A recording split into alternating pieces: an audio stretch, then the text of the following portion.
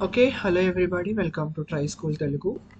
ఈ వీడియోలో మనం ఇన్ఫైనైట్ లూప్స్ ఎక్కడ మనం యూజ్ చేస్తాము అంటే యూజ్ ఏం చేయము, బికాస్ అది ఇన్ఫైనైట్గా చదువుతుంటే మనకి ఏంటి యూజ్ చెప్పండి. సో యూజ్ చేయము, కానీ సమ్ లాజికల్ మిస్టేక్స్ వల్ల ఆ ఇన్ఫైనైట్ లూప్స్ అనేవి ఫామ్ అవుతుంటాయి. యాక్చువల్లీ మనం నేను ఒక ప్రోగ్రామ్ చేసాం కదా, సో అందులో మనకి ఒక ఇన్ఫైనైట్ లూప్ వచ్చింది. మీరు అబ్జర్వ్ చేశారో లేదో తెలియదు కానీ. ఓకే, సో ఈ వీడియోలో నేను మీకైతే ఇన్ఫైనైట్ లూప్స్ ఎందుకు ఫామ్ అవుతాయి, వాటిని ఎలా ఓవర్కమ్ చేయాలి, వాటి వల్ల డ్రాబ్యాక్స్ ఏంటి, ఇవన్నీ కూడా మనం చూద్దాము. Before going to the video నేను మీకైతే ఒక చిన్న రిక్వెస్ట్ చేస్తాను దట్ మీరు ఈ వీడియో మీకు ఖచ్చితంగా యూస్ఫుల్గా ఉంటే ఈ వీడియో మీకు ఖచ్చితంగా ఒక లైక్ చేయండి, సో దట్ మీలాంటి ఎంతో మంది లెర్నర్స్కి ఇది రికమెండ్ అవుతుంది. Okay, so going in to the topic infinite loop. ముందు అయితే నేను మీకు ప్రోగ్రామ్ చూపిస్తాను. సో నిన్న మనం చేసిన ప్రోగ్రామ్ ఇది కదా. This is a sum of n numbers, the sum of first n numbers. మనం 5 ఇస్తే 1 to 5 యొక్క సమ్ వస్తుంది కదా, 1 to 5 యొక్క సమ్ వస్తుంది. ఓకే, 15. 10 ఇస్తే 1 to 10 యొక్క సమ్ అనేది వస్తుంది 55. సో లైక్ వైజ్ ఇక్కడ నేను ఒక స్మాల్ లైన్ తీసేస్తాను. ఇప్పుడు చూడండి, ఇప్పుడు నేను రన్ చేస్తాను. Let me run now. అదే 5 ఇచ్చాను. ఇట్స్ బ్లింక్ అవుతుంది. మీరు ఒక 5 నిమిషాలు చూడండి, 10 నిమిషాలు చూడండి, ఇంతే బ్లింక్ అవుతుంటుంది. That will not give any output until we stop the red button. చూడండి, ఇక్కడ రెడ్ బటన్ నొక్కుతున్నాను నేను. రెడ్ బటన్ నొక్కేంత వరకు అది కీబోర్డ్ ఇంటరప్ట్ వచ్చి మనం ఇంటరప్ట్ ఇస్తే తప్ప అది దానంతట అది ఇంటరప్ట్ అవ్వదు.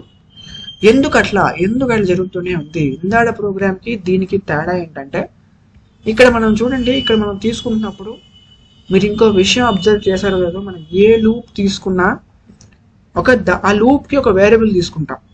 ఫర్ లూప్ తీసుకోండి, ఒక ఫర్ లూప్కి ఫర్ ఐ ఒక వేరియబుల్ తీసుకుంటున్నాం, ఐ అనే ఒక వేరియబుల్ కదా.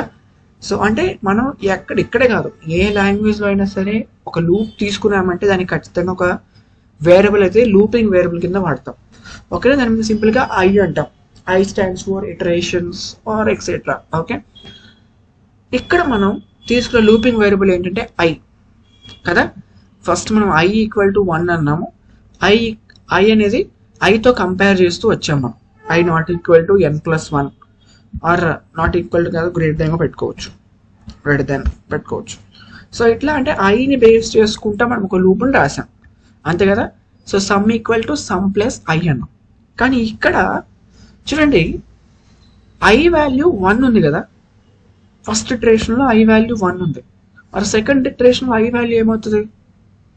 1 ఉంటుంది. థర్డ్ ఇటరేషన్లో ఐ వాల్యూ ఉంటుంది 1 ఉంటుంది. అట్లా 100th ఇటరేషన్లో ఐ వాల్యూ ఎంత ఉంటుంది? 1 ఉంటుంది. నువ్వు ఎన్నిసార్లు అయినా సరే, ఎన్ని ఇటరేషన్స్ తీసుకున్నా సరే ఐ వాల్యూ మనం అక్కడ మార్చట్లేదు. కాబట్టి ఐ వాల్యూ అనేది ఎప్పుడు కూడా n+1 కంటే ఎక్కువ కాదు, తక్కువ తీసుకోవాలి మనం అక్కడ. తక్కువే ఉంటుంది. n5 ఇచ్చాం, 5+1 6 కంటే 1 తక్కువే కదా. సో ఎప్పుడు కూడా అది 1 ఉంటుంది. కావాలంటే ఈ లూప్లో మనం ఒకసారి ఐ వాల్యూని ప్రింట్ చేద్దాం. చూడండి, ప్రింట్ ఆఫ్ ఐ అంటాను నేను. అంటే లూపింగ్ వేరియబుల్ ఐ, దాన్ని మనం మారుస్తున్నాం అనేది చెక్ చేస్తున్నాను నేను ఇక్కడ. చూడండి, అవుట్పుట్ అయితే ఇట్లా బ్లింక్ అవుతుంది. నేను 5 అని ఇస్తాను. ఏమైంది? పోతుంది, ఆడట్లేదు. చూడండి, దట్ ఈస్ నాట్ స్టాపింగ్, పోతూనే ఉంది అది. ఒకసారి మీరు అబ్జర్వ్ చేశారంటే that is keep on going అనమాట. ఇట్ ఈస్ గోయింగ్, అది ఇంకా వెళ్తూనే ఉంది. మీరు ఒక పావు గంట కూర్చున్నా అంతే, దాని ముందు ఒక అరగంట కూర్చున్నా అది వెళ్తూనే ఉంటుంది. ఎందుకంటే ప్రోగ్రాంలో మనం రాసాం కదా, ఐ వాల్యూ అనేది ఎప్పుడు కూడా n+1 కంటే తక్కువే ఉండాలి. తక్కువే కదా ఎప్పుడు కూడా, ఎందుకంటే మనం ఐ వాల్యూ మార్చట్లేదు ఇక్కడ. చూడండి, ఒక స్మాల్ లైన్ యాడ్ చేస్తాను. ఐ ఈక్వల్ టు i+1 అంటాను.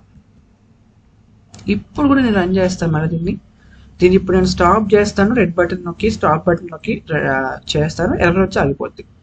అది ఎర్రర్ వచ్చింది కదా, కీబోర్డ్ ఇంటరప్ట్ అని చెప్పేసి. సో ఇప్పుడు మళ్ళీ నేను రన్ చేస్తాను. యాడ్ చేశాను లైన్ని. చూడండి, లైన్ని యాడ్ చేశాను నేను ఇక్కడ. సో దట్ నేను ఇక్కడ ఒక 5 వాల్యూ ఇస్తాను, n వాల్యూ. ఏమొచ్చింది? ఫస్ట్ ఏమైంది? I value is out for 1, I value is for 2, I value is for 3, I value is for 4 and so on అయితే వచ్చింది. అక్కడ దాకా 5 వరకు కూడా వచ్చింది అనమాట. ఇప్పుడు చూద్దాం ఇందాను నేను. ఇప్పుడు చూడండి ఏమొచ్చింది? I value 1 2 3 4 5. అంటే ఇక్కడ ఏమవుతుందంటే ఒక స్మాల్ కండిషన్ మనం తప్పు రాయటం వల్ల, ఒక స్మాల్ లూపింగ్ వేరియబుల్ని మనం మిస్ చేయటం వల్ల అది ఇన్ఫైనట్గా జరుగుతూనే ఉంటుంది. సో ఇలాంటి లూప్ మనం ఏమంటామంటే ఇన్ఫైనట్ లూప్స్ అంటాం. ఇది simply call this as infinite loop. ఓకేనా? ఇది while loop is the best example for this. మనం వైల్ లూప్లో ఏమైనా తప్పులు రాసుకోవచ్చు, బ్లైండ్గా రాసేస్తుంటాం. చూడండి, while true, while true, true is a keyword. True ఎప్పుడు కూడా మారదు. అదేమవుతుంది? That will move on going అనమాట. ఓకేనా? సో ఇలాంటి లూప్స్ వల్ల మనకి ప్రోగ్రామ్ అనేది చాలా ఇంటరప్షన్స్ వస్తాయి, తద్వారా మనకి ఎక్స్పెక్టెడ్ అవుట్పుట్ అనేది రాదు. ఓకేనా? సో వైల్ లూప్ రాసేటప్పుడు ఇది ఒక స్మాల్ డిసడ్వాంటేజ్ ఉంటుంది. కాబట్టి వైల్ లూప్ రాసేటప్పుడు ఎప్పుడు కూడా చాలా జాగ్రత్తగా మనం ఆ లూపింగ్ వేరియబుల్ని టెర్మినేట్ అయ్యేటువంటి కండిషన్ అనేది తీసుకురావాలి ఖచ్చితంగా. ఓకేనా? So that's all about infinite loops.